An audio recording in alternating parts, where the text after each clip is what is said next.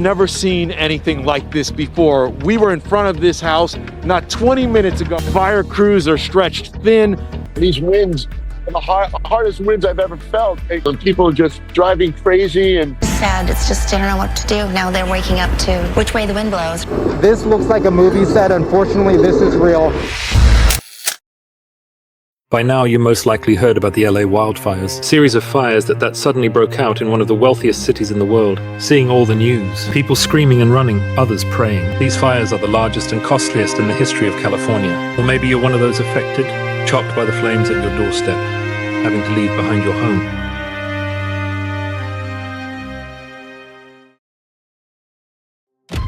You're probably wondering, what happened?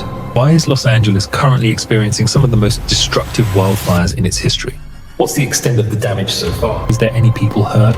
Why wasn't the city prepared for these fires in the first place? Why is the entire American public demanding for the head of the Los Angeles Fire Center to be judged?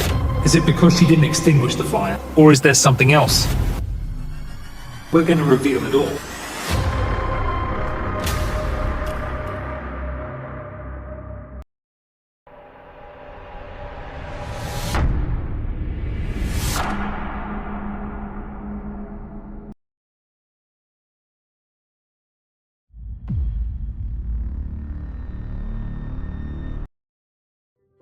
Truth is, California is almost frequently hit by seasonal wildfires. These fire breakouts happen almost every year. As a matter of fact, this is Gavin Newsom, the governor of California, inspecting preparations in 2022 for the state's response to the annual wildfire season. The state boasts the largest aerial firefighting fleet in the world, as the largest firefighters' personnel in the country, has been also collaborating with the world's largest defense contractor to integrate military-grade technologies, ranging from satellites, artificial intelligence, various cameras and drones. The Fire Management Authority has over 1,100 video cameras, is even training an AI model to analyze video feeds to alert the emergency system of the smallest signs of trouble. For those who do not know, California's GDP exceeds $4 trillion.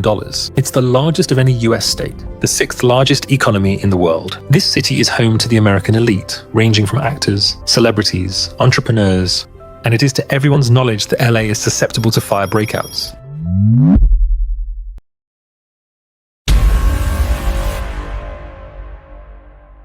I want to begin tonight with an emergency situation developing in Southern California, an explosive fire burning out of control. On January 7th, a series of massive wildfires broke out in LA, to the extent that over 360,000 American citizens had to flee their homes. State authorities issued evacuation orders to what estimates say more than 180,000 residents, and warning over 166,000 others, instructing them to prepare for possible evacuation, not to mention the impact on power networks. Around 95,000 residents in the state without electricity. The Palisades fire has destroyed over 22,000 acres, more than 5,300 buildings in just 4 days. The Eaton fire has consumed more than 14,000 acres and destroyed or damaged over 7,000 buildings, burned approximately 19 acres. As of now, the fires have resulted in at least 23 casualties, burned more than 37,000 acres and destroyed or damaged over 12,000 buildings. The state had to resort to the National Guard. They failed.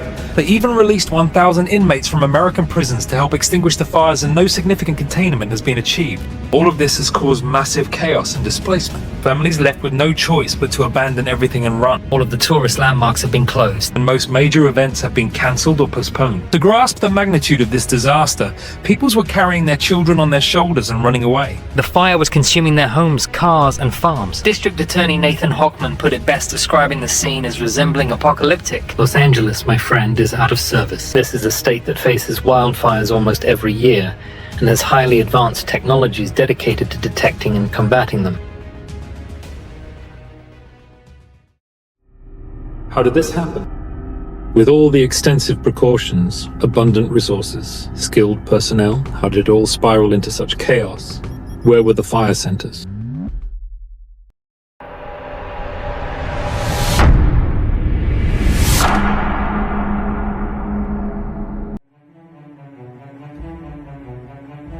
The firefighters, to their defense, tried to extinguish the fires when it was still spreading in small areas, but much to their surprise, they were faced by increasing wind speed and its shifting direction towards the houses and farms. What about the aerial firefighting fleet? The truth with wind speed topping 100 miles per hour. It prevented the planes themselves from even flying. In fact, the American Aviation Authority issued a statement saying that they wouldn't be able to fly over the areas hit by the fire spread. You may ask me here, why did the flames spread so quickly? Isn't it supposed to take time for trees to burn? How did the fire move through the trees at such speed? I tell you, the halted rainfall left the land parched, turning tall grass into a perfect tinderbox, ready to ignite at the slightest spark. Water pumps didn't help either. Why? The water tanks were emptied. The water ran out. There was no water for the firefighters to deal with the flames.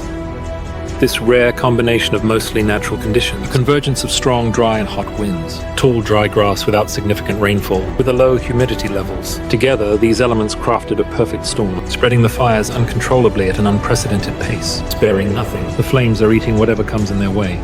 But what about all the technologies we've put into place? We've been flooding fire-prone areas with firefighting equipment. Forbes magazine recently interviewed Daniel Swain, a climate scientist at UCLA, about this. He explained that wildfires only give you about 60 seconds to respond, between when the fire ignites to when it turns to an uncontrollable blaze. That's an impossible time frame. He's essentially saying that for you to be able to extinguish a fire breakout, you'd need to know before it even happens. And that's just simply absurd. This solution relies on a multitude of factors that no one can predict perfectly. What amazes me is as life often unfolds, there always comes a moment when everyone is reminded that these technologies, being human-made, are inherently flawed and far from perfect. The strongest country in the world, with the strongest army, the most advanced firefighting, fire extinguishing and security systems, suddenly, everything burned.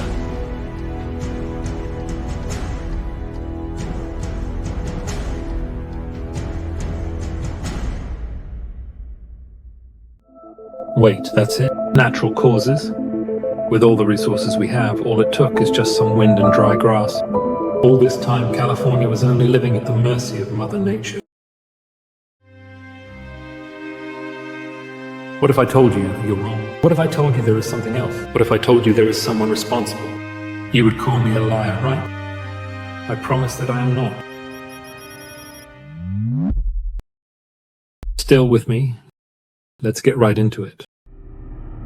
Donald Trump, during his previous term, according to his statements, personally ordered the collection of rainwater falling on Los Angeles, using it in filling water tanks for extinguishing any future fires, and protecting forests from drought, preventing the trees from running dry, turning into firewood, contributing to fires spread. But once he left office, the officials in America threw the decision in the trash. They wouldn't implement it. Why won't they implement it? I'd say that this rainwater preserves a species of fish that is endangered. The officials said that the decline in the freshwater levels in this river specifically threatens the extinction of this type of fish.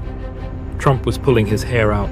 The country is burning. Close to 400,000 American citizens have been displaced, their homes burned, and the only thing occupying your thoughts is a fish going extinct. The tragedy didn't stop there. June last year, California governor issued a $100 million budget cut on wildfire prevention funding. It's always challenging convincing political leaders of such expenses, especially when the probability of fires igniting is relatively low. In fact, Kristen Crowley herself, chief of the Los Angeles City Fire Department, issued a memorandum to city officials warning that the reduction severely hampers the Los Angeles Fire Department's capacity to respond effectively to large-scale emergencies. Think about that for a second, and about the effect that this has. The situation could have drastically changed, and the catastrophe would be less severe. This isn't just my opinion. It's what Anthony Marone, chief of the Los Angeles County Fire Department, and Kristen Crowley have both stated.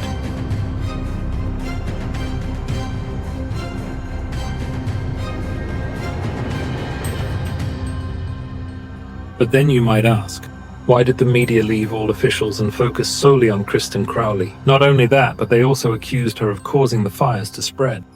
How is this Kristen Crowley's fault? Listen very carefully here. The truth is, what upsets people is that she is a transgender. They believe her sexual orientation is what caused all the fires in Los Angeles. What the fires have to do with her sexual orientation? Hear me out. Rewind just a bit. And she was just like any other employees in the fire department.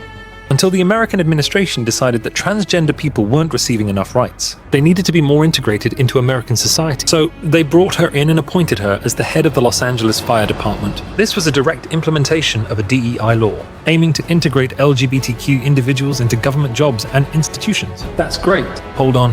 What happened is she was focusing on only hiring transgender or LGBTQ individuals. You male?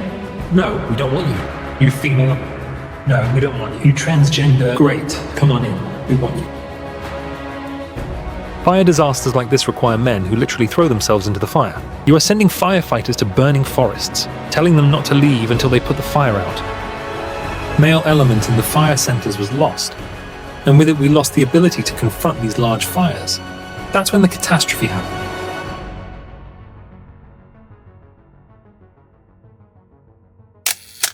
As if all of this is not enough, it turns out that in recent years, LA's fire chief has made not filling the fire hydrants top priority, but diversity. Diversity is at least among the top priorities. Thank you. You made it to the end. I just wanted to take a look with you at what's happening in California, which we've had a glimpse of together. So I have this question for you. Do you think there will ever come a moment in time where humans can avoid natural disasters? Or is it just simply impossible?